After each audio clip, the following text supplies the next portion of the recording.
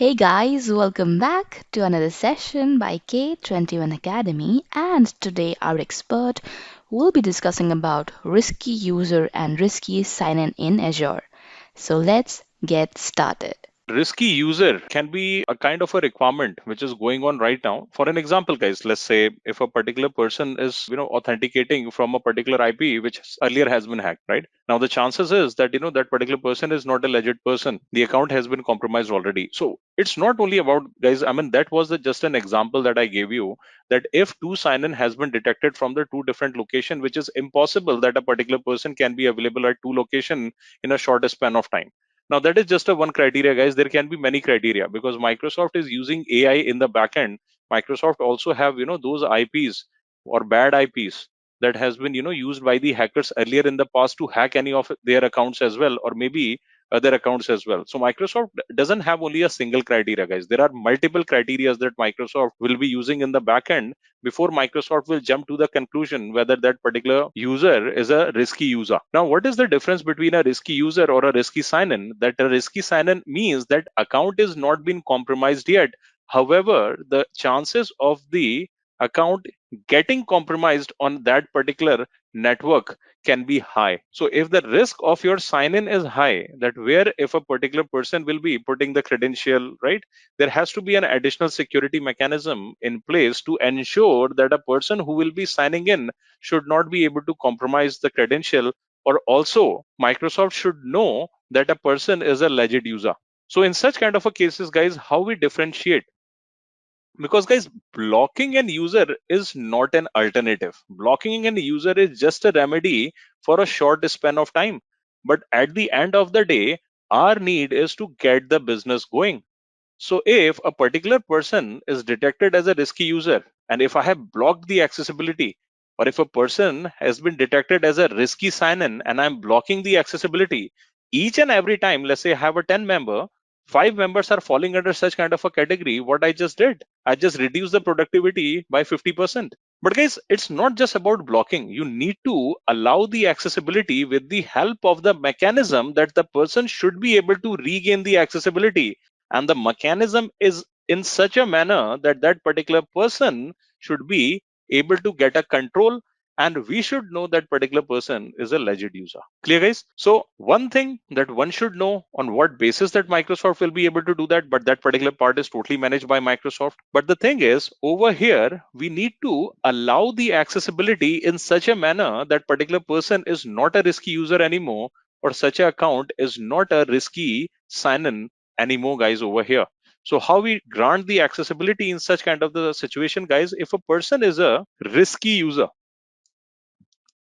so how that particular person will be granted the accessibility back to the account? A person should be able to do password reset by himself.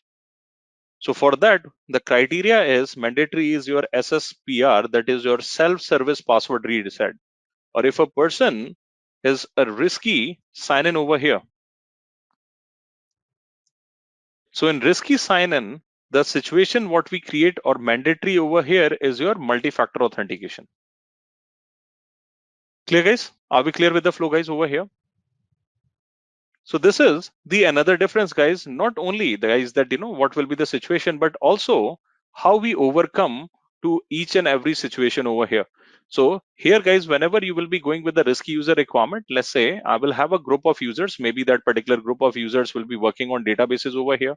So you can select users or group of users, and that particular user can fall under the high risk requirements. And here, by default, it will block the access, but it required the accessibility back to the account and required a password change. Until and unless that user will not be able to change his or own password, that user will not be able to regain the accessibility to the account. Now, guys, why password reset? Why not any other mechanism? Because, guys, password reset is not an easy task. If you are going with the password reset method, your administrator can have various ways, guys, that particular person can create security over here with the help of the authentication method. So if you go to the authentication method, a before person will be able to reset the password, it can require mobile app notification or app code authentication, or maybe a particular person need to answer such security question that has been configured on the day one while configuring that particular account. Now, such kind of the questions cannot be hacked by a user because these are the personal information a particular person has filled himself on the basis of that day one, that what was the last name of your favorite teacher in the high school. Now, this is something that a particular person will be able to know that particular information. You can create such criteria and you can ensure whomsoever will be able to reset the password will be a legit user. So over here, you have not stopped the business continuity model. You are just avoiding the risk. The moment this risk will be detected, the account will be blocked. No need to call support. The person who is legit will be able to reset the password, gain the accessibility. Your business goes on. Similarly, risky sign in. A particular person might be coming from a particular network. Maybe a particular person is not on the networks that the particular person has detected before. Maybe a particular person is at the airport. But the only thing is, the moment a particular person will be able to do multi-factor authentication, because multi-factor authentication can be done by many ways, guys. It can be through your authenticator app, through your cell phone, and your cell phone do require biometrics or facial recognition nowadays. So definitely it's a secure device. Only then a particular person will be able to authenticate. So we assume, guys, that if a particular person will be able to do multi-factor authentication, that particular person is again no longer as a risky sign-in user, and your business goes on again. Over here, that particular person will be able to log in.